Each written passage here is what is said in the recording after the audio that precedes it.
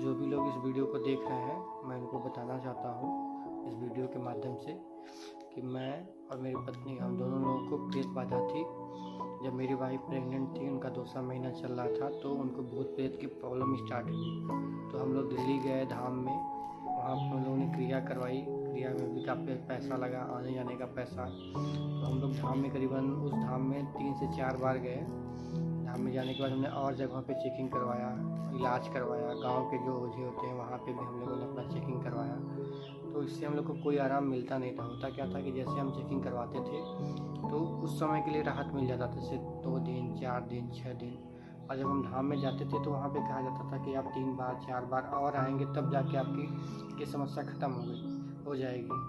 तो ऐसे करते करते हम लोग जो मेरे वाइफ की प्रॉब्लम धीरे धीरे बढ़ते इतनी ज़्यादा हो गई प्रॉब्लम कि उनका ब्लड प्रेशर हमेशा हाई रहता था और खून की कमी जो थी वो 9 पॉइंट से भी कम हो गया उनका खून, 8.5 ऐसा कुछ खून उनका रिपोर्ट में था।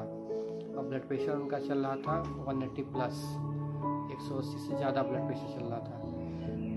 तो जब प्रॉब्लम ज़्यादा सीरियस हो गई तो हम लोग हॉस्पिटल में लेके गए। तो उस समय डॉक्टर ने जब रिपोर्ट देखी तो रिपोर्ट देखने के बाद डॉक्टर ने ये कहा कि अब बच्चे और माँ दोनों का बचना मुश्किल है, कोई चांस नहीं है कि न तो बच्चा बचेगा और न ही माँ बचेगी।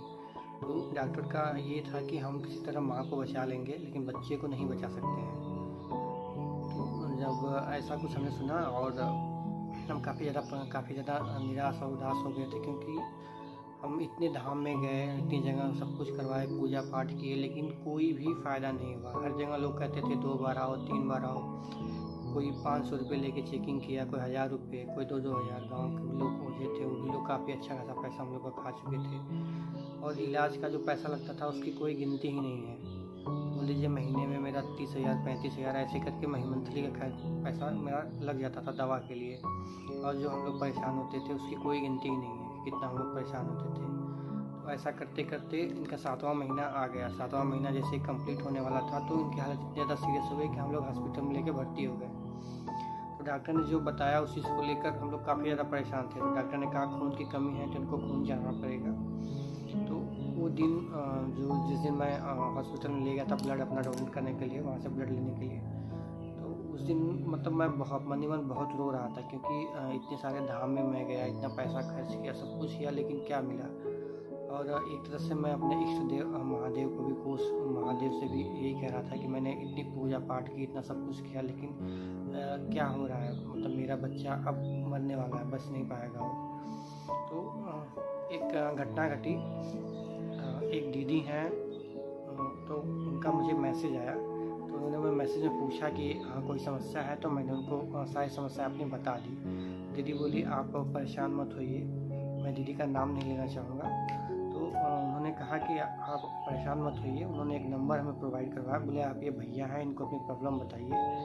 ये एक और भैया हैं, राज भैया जी हैं, अब राज भैया को ये बताएंगे आपकी प्रॉब्लम और आपकी समस्या सॉल्व हो जाएगी।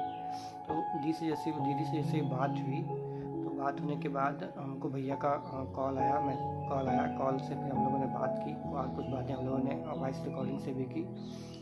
तो इसके बाद हमें राज भैया जी का फ़ोन आया। फ़ोन में राज भैया ने कहा कि आप फ़ोटो भेजिए। तो हमने अपने वाइफ का, दोनों लोग का तुरंत फ़ोटो हमने भेज दिया। तो फ़ोटो भेजने के ठीक 5 से 10 मिनट बाद ही 50% राहत महसूस हो गया।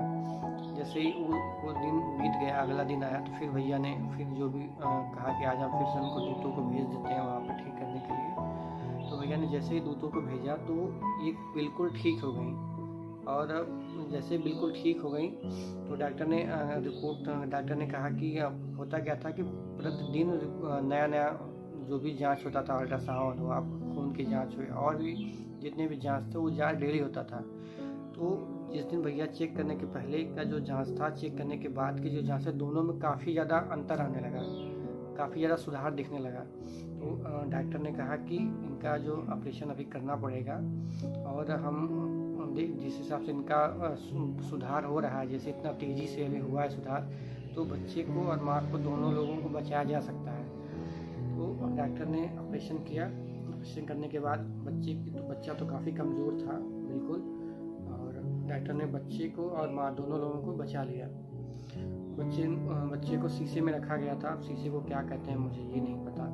तो उसको शीशे में रखा गया था। हम लोग का करीबन 2.5 से 3 लाख रुपए हम लोग का खर्च हुआ वहाँ पे, लेकिन बच्चा हमारा सही से हमें स्वस्थ बिल्कुल, अब बच्चा हमारा जो है बिल्कुल स्वस्थ है। ये सब राज भैया की वजह से है। तो इस वीडियो के माध्यम से मैं आपको ये बताना चाहता हूँ कि हम जब भी किसी धाम में जाते हैं या किसी के पास जाते हैं तो हमसे कहते हैं कि 10 दिन आओ, 12 दिन आओ, 15 दिन आओ। जबकि समस्या जो होती है हम देखते हैं भैया राज भैया का इलाज करने का जो तरीका है वो सिर्फ 3 से 4 दिन में ही सही कर देते हैं। कहने का मतलब मेरे ये है कि आप किसी धाम में जाते हैं तो आपको बोलते हैं कि ये प्रोसेस है, इसको कर लो, इसके बाद 2 दिन बाद फिर आना, 10 दिन बाद फिर आना, 1 महीने बाद फिर आना, और उस दौरान जो समस्याएं इनके द्वारा, प्रेत के द्वारा, भूत प्रेत के द्वारा जो समस्याएं उत्पन्न होती हैं वो हमें काफ़ी ज़्यादा नुकसान पहुंचाती हैं। मैं इस चीज़ को भुगत चुका हूँ पूरी तरह से, और इतना तकलीफ़ झेला हूँ ना कि तुझसे मैं बता नहीं सकता कि मैं कितना तकलीफ़ झेला हूँ। तो राज भैया जी का बहुत बहुत आभार है कि उनके वजह से हमारा जो बच्चा है वो बचा हुआ है अभी तक और सुरक्षित है। ये सब राज भैया की वजह से है। जो भी लोग इस वीडियो को देख रहे हैं, मेरी विनती है उनसे कि एक बार राज भैया से अपना आप इलाज करवा के देखिए, आपको तुरंत आराम मिल जाएगा। धन्यवाद।